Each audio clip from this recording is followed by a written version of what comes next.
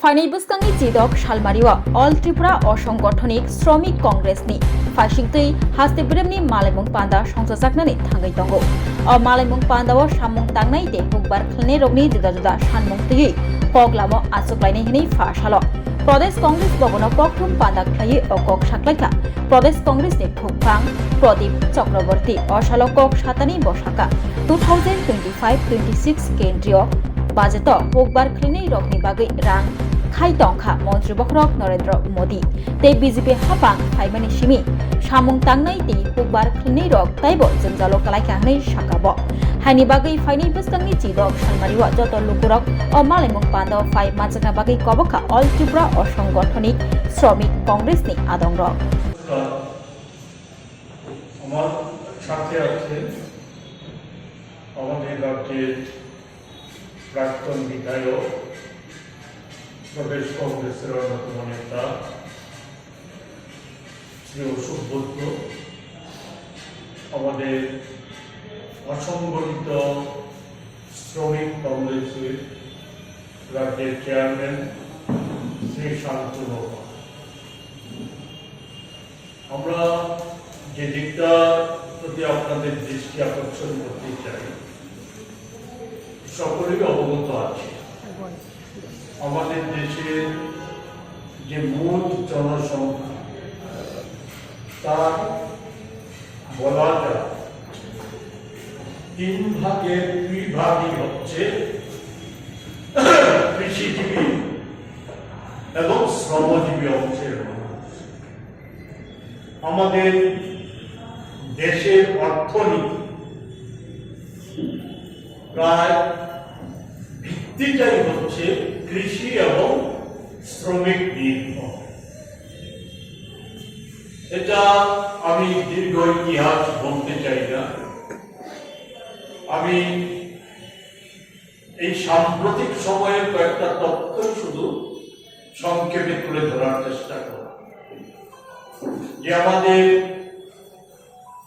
আমরা যদি দেখি 2014 সালের পূর্বে বিশেষত ভারতীয় জনতা পার্টি এবং সে দলের অন্যতম সে সময়কার নেতা আজকের প্রধানমন্ত্রী মোদীজি আর ভারতবর্ষে একেবারে বৃহৎ যে মিডিয়া গোষ্ঠী, তাদের একটা বড় অংশ তারা নানাভাবে প্রচার করে আসছিল যে ইউপিএ সরকার সমস্ত দিক থেকে কি ব্যর্থ, শ্রমিক কল্যাণ এবং কৃষক স্বার্থ তাদের হাতে সুরক্ষিত না, তারা ব্যর্থ হয়েছে। আরো নানা বিষয়, দুর্নীতিবাদ, বেকারিত্ব সৃষ্টিকারী, দেশের দুর্দশা সৃষ্টিকারী, এই সমস্ত অসংখ্য অভিযোগ উত্থাপিত করে তাদের ব্যর্থতাকে তুলে ধরেছে। নানা প্রতিশ্রুতি দিয়েছিল, অনেক প্রতিশ্রুতি যেগুলি করতে চাই। কৃষকদের কল্যাণে, শ্রমিকদের কল্যাণে অনেক সুন্দর সুন্দর প্রতিশ্রুতি, সুন্দর সুন্দর কথা উপস্থিত করেছে। আমরা 2014 সালের পর থেকে আজ পর্যন্ত এবং সম্প্রতি যে বাজেট অধিবেশন চলছে, যে বাজেট পর্যন্ত যদি আমরা একটু চোখ বুলিয়ে দিই তাহলে কি দেখা যাচ্ছে, আমি শুধু প্রথম যদি কৃষক কল্যাণটাই যদি ধরি, কৃষকদের কল্যাণের প্রশ্নে অনেক সুন্দর সুন্দর কথা, এত সুন্দর কথা অতীতে কখনো শোনা যায়নি। আপনারা শুনেছেন কিনা আমি জানি না, কিন্তু আমি শুনি মোদীজি আসার পর নানা সুন্দর সুন্দর প্রকল্প, নানা কথা আমরা শুনতে পাচ্ছি, কিন্তু তার সাথে কাজের কোনো মিল নেই। যেমন ধরুন, প্রকল্প রূপায়িত করতে গেলে কোনো অর্থের প্রয়োজন, অথচ মোদীজি এই বাজেট সহ তার আগের 10টা বাজেটে কৃষক কল্যাণ এবং সার্বিকভাবে শ্রমিক কল্যাণ এবং দরিদ্র মানুষের কল্যাণে যে সরকারি প্রকল্পগুলি, এতে বরাদ্দ নিয়মিতভাবে কমে আসছে।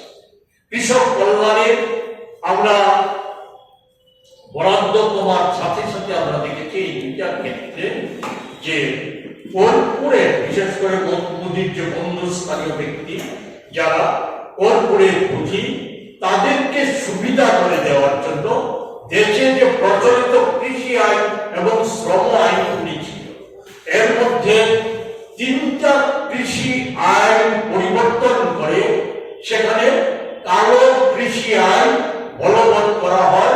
প্রধানত সেখানে কর্পোরেট পুঁজিকে সুযোগ করে দেওয়ার জন্য কৃষি ক্ষেত্রেও যাতে অবাধে কর্পোরেট পুঁজি বিচরণ করে। শ্রম আইনেরও এই সময়ের মধ্যে সংশোধন করা হয়েছে।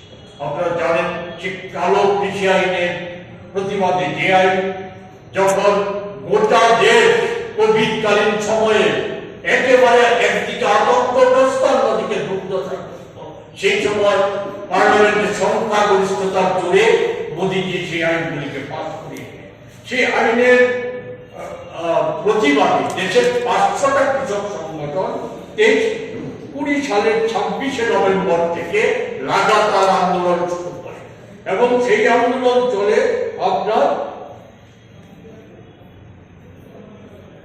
384 দিল্লি অভিমুখী। বৃষ্টি, রোদ, শীত উপেক্ষা করে কৃষকরা সেই আন্দোলন চালিয়েছিল। 750 জন কৃষক সেখানে এই আন্দোলন করতে গিয়ে শহীদের মৃত্যুবরণ করেছিল। অবশেষে 21 সালের 29শে নভেম্বর মোদীজি বাধ্য হয় সারা দেশে জনমত সৃষ্টি হওয়ার ফলে এই আইন প্রত্যাহার করতে পার্লামেন্টে সিদ্ধান্ত নিয়ে ঘোষণা করে প্রত্যাহারে। সেই সময় কৃষকদের সংগঠনের সাথে লিখিত চুক্তি হয়েছিল। সেই চুক্তিতে ছিল, আমরা সব বিষয় বলতে চাই না, স্বামীনাথন কমিশনের যে সুপারিশ, সেই সুপারিশ অনুযায়ী কৃষকদের ফসলের ন্যূনতম মূল্য, যাকে বলা হয় এমএসপি, তার C2 প্লাস 50% ভিত্তিতে কার্যকরী করা হয়। সার, বীজ সহ কীটনাশক, কৃষি সামগ্রী এগুলিতে ভর্তুকি যা ছিল এটা বাড়ানো হবে। কৃষকদের ঋণ যা ছিল এককালীন মুকুব করে দেওয়া হবে এবং সেখানে পেনশন, কৃষি পেনশন, কৃষকদের পেনশন চালু করা হবে। কিন্তু দুঃখের বিষয়, মোদীজি অন্যান্য প্রতিশ্রুতিগুলি যেমন দেশে রক্ষা করেননি, এখানে এই সময়ে দেওয়া মোদীজির পার্লামেন্টের ভেতরে সেই প্রতিশ্রুতিকে রক্ষা করে। এর পরিবর্তে আমরা দেখলাম সেখানে একটা আইন আনার চেষ্টা করেছে, যে কৃষকদের পূর্বতে একটা আইন আনার চেষ্টা করেছে ন্যাশনাল এগ্রিকালচার পলিসি, যাতে কর্পোরেটদের আরো বেশি সুবিধা করে দেওয়া হয়েছে। এই আইন যদি কার্যকরী হয় তাহলে কৃষকদের দুরবস্থা আরো বাড়বে। এটা মানে এরা বলছে আইনে কৃষকরা সুরক্ষা পাবে। কি সুরক্ষা পাবে সেটা বোঝা যাচ্ছে। আমরা যদি দেখি যে কৃষি ক্ষেত্রে কৃষকরা বলা হচ্ছে 22 সালের পর আর এই কথাটা বলে না, কৃষকদের আয় দ্বিগুণ হয়ে গেছে। সেখানে কৃষক কল্যাণে গৃহীত নানা কর্মসূচির কথা বলা হচ্ছে। আমি সংক্ষিপ্ত কয়েকটি ছোট উদাহরণ। কৃষকদের চাষের ক্ষেত্রে গুরুত্বপূর্ণ একটা সার, যা নাম হচ্ছে MOP, এর মূল্য 2009-10 সালে ছিল টন প্রতি 4,455 টাকা। বর্তমানে তার দাম দাঁড়িয়েছে 34,644 টাকা। ডিএপি বলে আরেকটা সার, দাম ছিল 9,350 টাকা টন, তা বর্তমানে বৃদ্ধি হয়ে দাঁড়িয়েছে 27,000 টাকা টনে। 22-23 সালের বাজেটে এই কৃষি ক্ষেত্রে ভর্তুকি ছিল 2,51,139 কোটি টাকা। 23-24 তা কমে দাঁড়ায় 1,88,098 কোটি টাকা। 24-25 তা দাঁড়ায় 1,64,000 কোটি টাকা। এই বাজেটে বরাদ্দ আরো কমে গিয়ে দাঁড়ায় কৃষি ক্ষেত্রে মোট 5.42 কোটি টাকা, কমেছে 3,600 কোটি টাকা। সারের ভর্তুকি কমানো হয়েছে 26,000 কোটি টাকা। কৃষকদের যে ঋণ তা এখন বেড়ে দাঁড়িয়েছে 1,26,664 কোটি টাকা। পার্লামেন্টে এই চলতি অধিবেশনে কৃষি মন্ত্রীকে প্রশ্ন করা হয়েছিল এই কৃষকদের ঋণের ক্ষেত্রটা কি করা হবে। উনি পরিষ্কার ঘোষণা দিয়েছেন কোন মতে কৃষি ঋণ মুকুব করা যাবে না। অথচ আমরা কি দেখছি, কর্পোরেট জগৎকে মোদীজির 10 বছরে ঋণ মুকুব করে দিয়েছে। ঋণ এবং ট্যাক্স নিয়মিতভাবে মুকুব করে চলছে। ঋণে মুকুব করেছে 25,60,000 কোটি টাকারও বেশি। এর মধ্যে আমাদের জাতীয় ব্যাংকগুলির থেকে যে ঋণ মুকুব করা হয়েছে তা হচ্ছে 14,025 কোটি টাকা। মোদীজি কিভাবে কর্পোরেটদের সেবা করছে তার তৃতীয় দফায় ক্ষমতায় আসার পর শুধু আদানিকে তার 10টা কোম্পানিকে জাতীয় ব্যাংকের 46,000 কোটি টাকা দিয়ে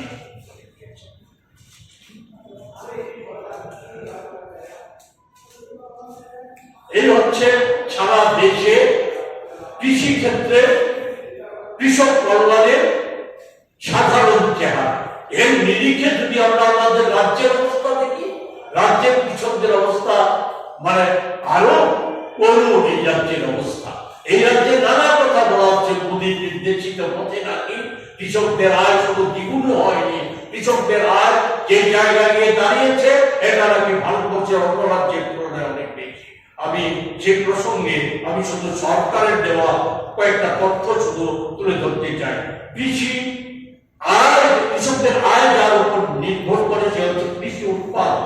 কৃষি উৎপাদনে ধানের উৎপাদন ছিল 17-18 অর্থবর্ষে আমাদের ধানের উৎপাদন ছিল 8,12,090 মেট্রিক টন। 23-24 তা দাঁড়িয়েছে 7,92,406 মেট্রিক টন। 2017-18 সালে গমের উৎপাদন ছিল 336 মেট্রিক টন। 23-24 তা কমে দাঁড়ায় 203 মেট্রিক টন।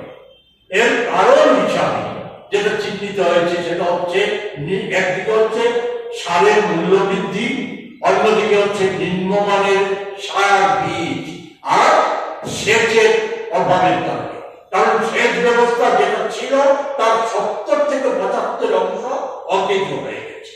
আমাদের রাজ্য সরকারের কৃষি প্রেমের আরো নমুনা আমরা দেখেছি, সেটা হচ্ছে গত অগাস্টের ভয়াবহ বন্যা। সে বন্যায় সরকার তো ঘোষণা করেছে যে আমাদের রাজ্যে 17 লক্ষাধিক মানুষ ক্ষতিগ্রস্ত হয়েছে। ক্ষতি হয় বেসরকারি ভাবে সংখ্যাটা আরো বেশি।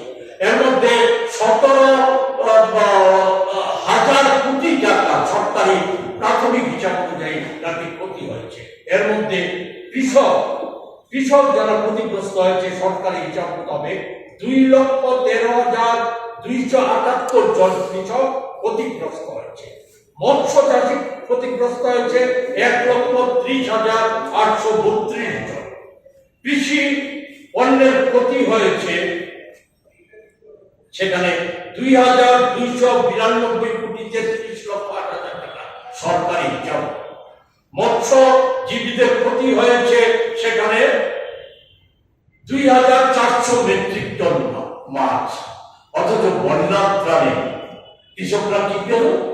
কৃষকরা পেয়েছে 1,48,379 জন কৃষককে ব্যাংকে 1,000 টাকা করে সেখানে ক্ষতিপূরণ দিয়েছে সরকার। রাজ্যের মুখ্যমন্ত্রী, কৃষি মন্ত্রী নরেন্দ্র মোদীর গুণগান প্রচার সহ নিজেরা বাহাবা করাচ্ছে। মৎস্য চাষীদের ক্ষেত্রে মাত্র বরাদ্দ করা হয়েছে 10 কোটি টাকা। এ হচ্ছে কৃষি প্রেমের নমুনাটা। এই জায়গায় দাঁড়িয়ে আমরা যেটা বলতে চাই, এই যে সারা দেশে কৃষকদের যে দুরবস্থা আজকে তৈরি হয়েছে, এর ফলশ্রুতিকে আমরা সকলেই জানি। আমাদের দেশে এই সময়ে গড়ে 31 জন কৃষক আত্মহত্যা করেছে। দুগ্ধ সাব্যস্ত মানুষের মধ্যে আমাদের অবস্থা আরো বড়। 60 কোটির বেশি মানুষ হচ্ছে শ্রমজীবী, শ্রমের সাথে যুক্ত। এই জায়গায় সরকারি হিসাবে তথ্য নিয়ে দেখা গেছে আমাদের 60 কোটি মানুষের শ্রমজীবী মানুষের মধ্যে হচ্ছে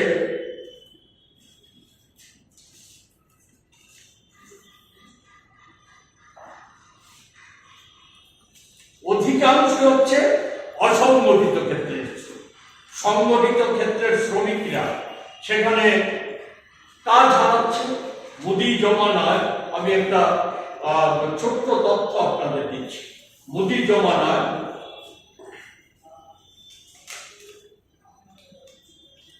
আপনার ইউপিএ সরকারের জন্য বলা হচ্ছে, নানা কথা বলা হচ্ছে, নূতন উৎপাদনমুখী শিল্প গড়ে উঠেছিল 1 লক্ষ।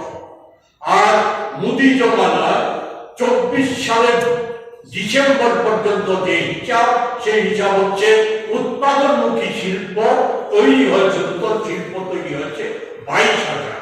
অন্যদিকে উৎপাদনমুখী শিল্প বন্ধ হয়ে গেছে 10 বছরে থেকে 40,175।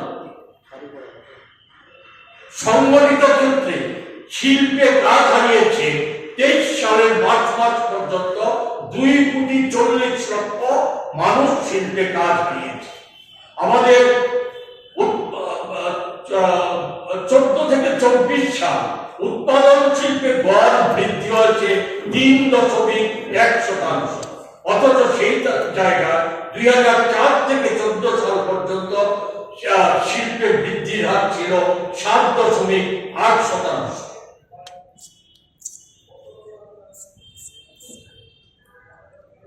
আমাদের এই সময়ে আমাদের দেশের যে আর্থিক অবস্থা সেটা সকলেই জানি।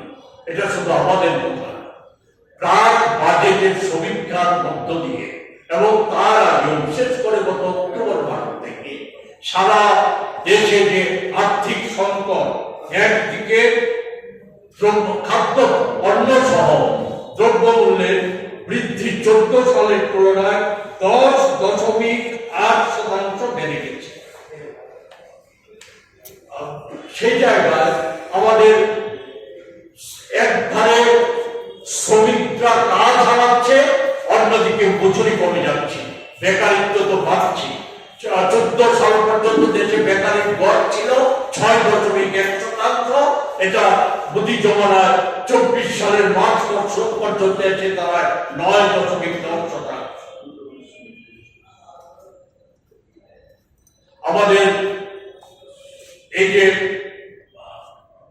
বিভিন্ন অর্থনৈতিক সমীক্ষক সংস্থা, IMF, বিশ্ব ব্যাংক, ADB বা আমাদের দেশে প্রথিত যশা যে সমস্ত আর্থিক প্রতিষ্ঠানগুলি, অর্থনৈতিক ব্যক্তি বিশেষজ্ঞরা, এমনকি প্রধানমন্ত্রীর মুখ্য অর্থনৈতিক উপদেষ্টা বা পূর্বের অর্থ সচিব সাহেব, তারা যে তথ্য দিয়েছে সেই তথ্য হচ্ছে যে আমাদের সংগঠিত ক্ষেত্রে শ্রমিকদের আয়, আমি 14 সালের তুলনা করতে চাই না, 17-18 সালের তুলনায়, যেখানে 17-18 সালে 12,665 টাকা থেকে কমে 11,858 টাকায় দাঁড়িয়েছে এই সময়।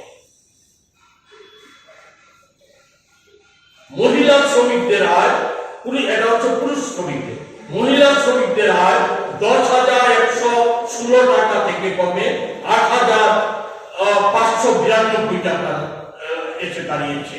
মহিলা স্বনির্ভর যে সংস্থাগুলি আছে, যুক্ত মহিলারা, তাদের মাসিক আয় 5,953 টাকা থেকে কমে দাঁড়িয়েছে 5,497 টাকা।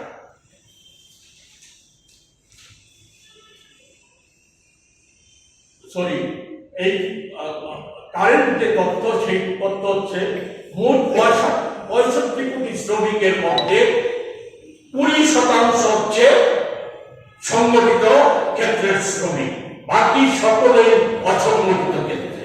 অসংগঠিত ক্ষেত্রের শ্রমিকদের দুর্দশা তো ভয়ঙ্কর। আমি ছোট্ট